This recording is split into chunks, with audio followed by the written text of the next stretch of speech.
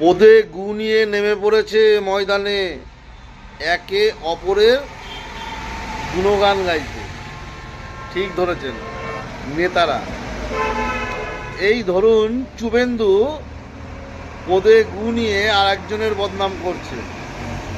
ভাবুন, চিন্তা করুন, ওর পদে গু আছে, ও আর একজনের পদের গু খুঁজে বার করছে। তো এই তো হয়ে গেছে বর্তমান নেতাদের চরিত্র। যেমন ধরুন, ভোট এলেই তৃণমূল নেতাদের বাড়িতে ইডির হানা, সিবিআইয়ের হানা, এগুলো লেগেই আছে নিত্য নতুন। দিল্লি থেকে একদল বহিরাগত নেতা এক মাসের জন্য একদম পশ্চিমবঙ্গে সেটেল হয়ে যাওয়া, এখানে বক্তব্য ওখানে বক্তব্য, এই তো চলছেই। মানে আদা জল খেয়ে নেমে পড়েছে বহিরাগত শক্তি, বিজেপি। এই বিজেপি নামক পদার্থ আদা জল খেয়ে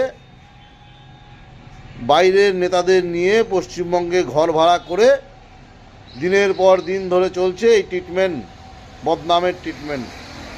কিন্তু মানুষ সঠিক জায়গায় ভোট দিচ্ছেন এবং দিনে দিনে তৃণমূলের সিট বাড়ছে, আরও বাড়বে।